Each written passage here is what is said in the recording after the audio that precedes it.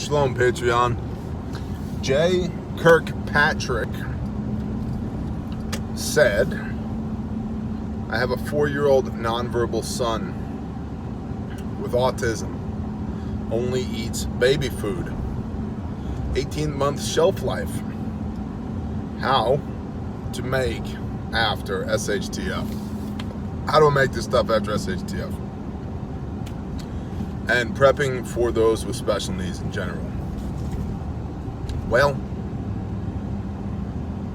I'll tell you the first thing that comes to mind is that I am,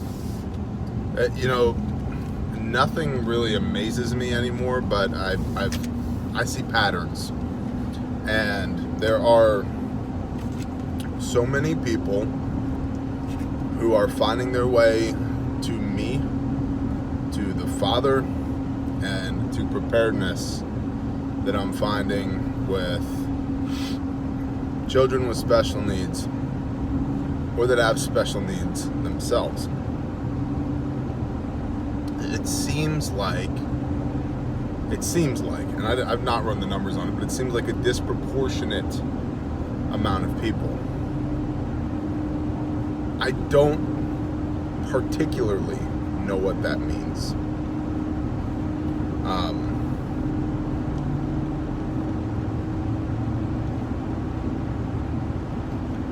I'm just gonna say this because I think it needs to be said, and I'm pretty sure that there's somebody out there who needs to hear this. Understand that this isn't directly related to the context of what I'm saying, but I think somebody needs to hear this. The enemy, when he can't get us, I've seen it time and time again, goes after our wives or our children. And when I say goes after our wives, there are too many people I've met, too many, because I don't believe in coincidence.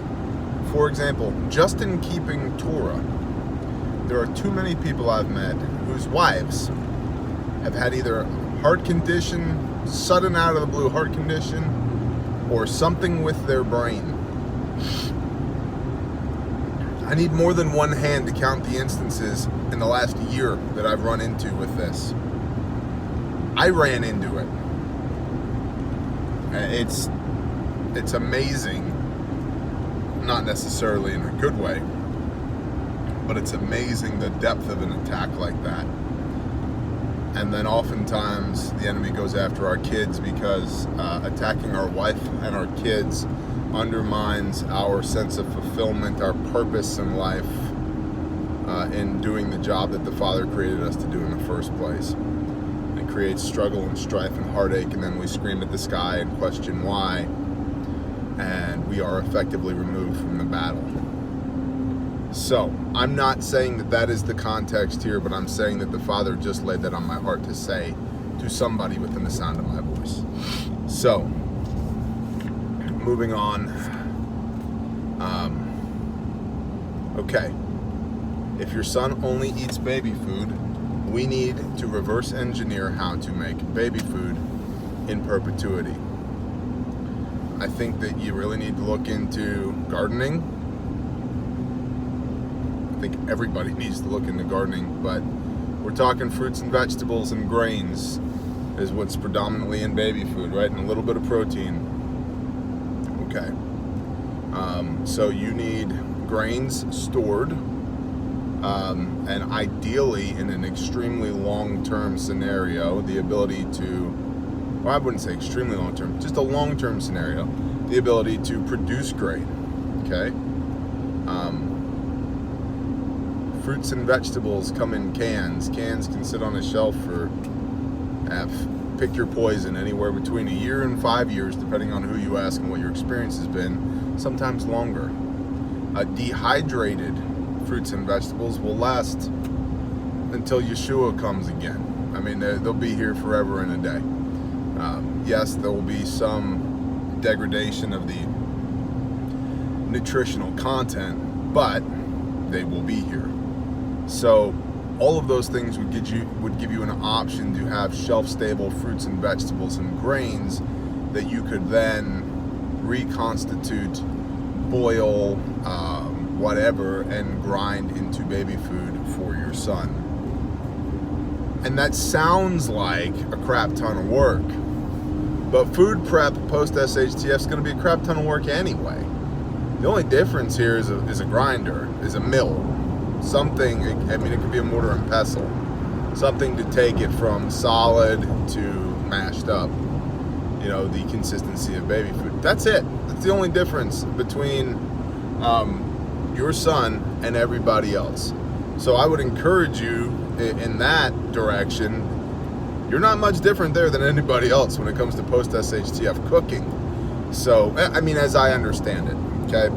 So I would look at right now, what does your son love to eat or at least tolerate, and how can you reverse engineer that as you know, on your own terms for post SHTF production of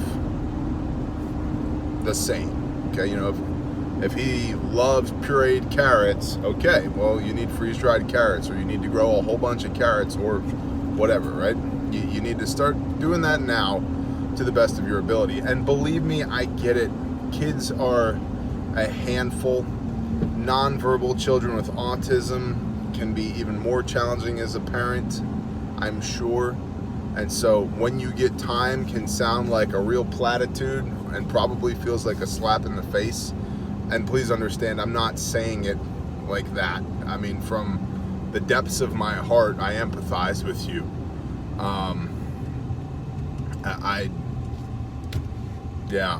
I get it. It's much easier said than done. But that being said, you need to do it. And if not you directly, somebody from your tribe, somebody, Grandma, Aunt Barbara, Uncle Bob, you know, Joe from next door, whoever, somebody should give you a hand with that so that you can start working on it. So as far as producing baby food, that's where I'm at with that. And then as far as special needs in general, prepping, what I counsel people, I've done it on video, I've done it in person, I've done it in written form, over the phone, in every way that I communicate. The basic tenet of prepping for people who have special needs for me is, you know what you need. I have no idea. And I'm not going to walk into your life and spend, you know, even a day of my time. I mean, it's very rarely that I am contracted for more than a day at a time to come spend time with people. Occasionally, it's weeks at a time, or it's months at a time, but I'm not there for weeks or months. I'm checking in, right? I'm checking on progress, I'm facilitating, but I'm not spending months embedded with these people to learn every nuance of their life. So, you know what you need. If you know that your particular special needs require you to have, we'll just say, 2 5x9s and a half a roll of tape every day. Okay. You need a bunch of 5x9s, like a bunch of 5x9s and lots of tape. Stack it to the rafters. That's what you need. If you know that, you know, you need, I don't know what you need, but you do. That's the thing.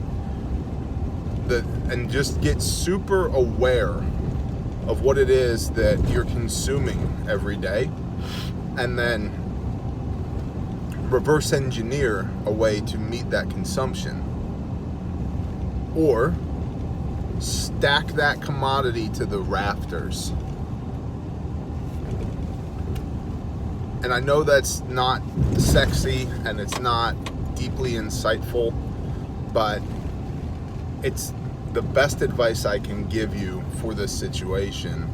Anything else is gonna be a waste of your time and energy, because I don't know you. I don't know your truly unique situation.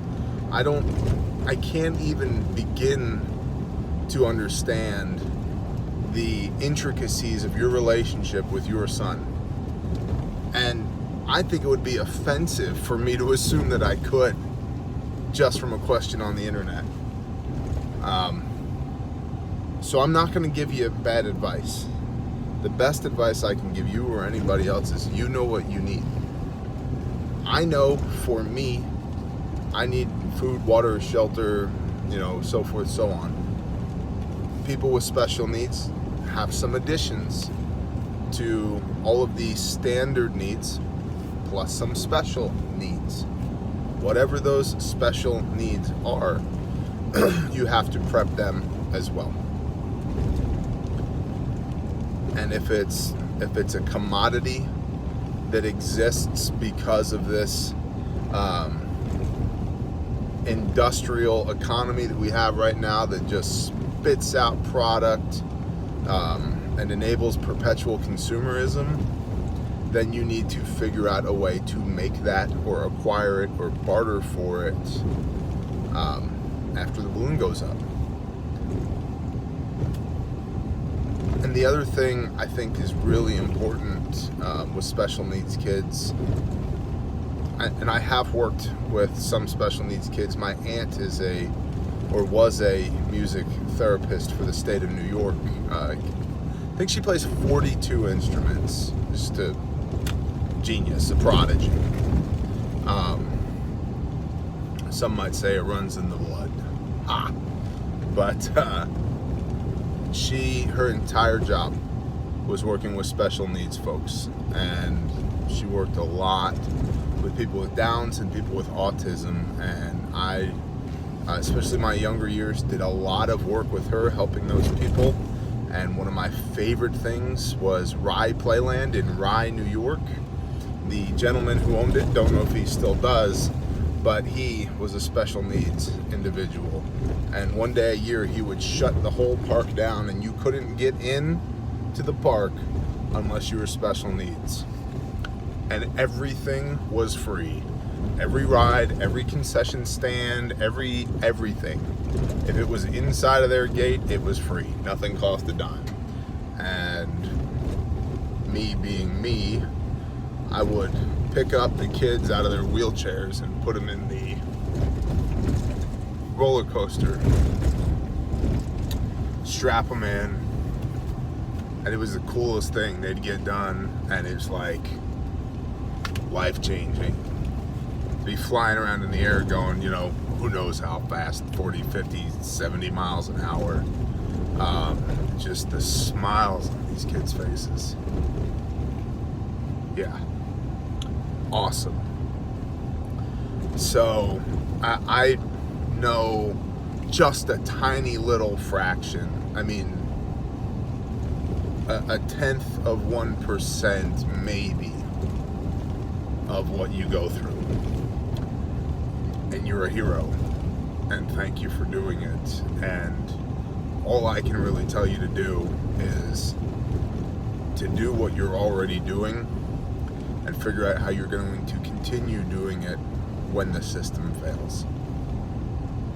And I wouldn't dare try and give you more tactical advice than that, because I don't know the intricacies of your situation. And thank you for being here, really. And thank you for the question. And thank you for, even with everything you have going on, finding time to support what we do here. It means the world to me. So, bless you. Thank you, guys. Shalom.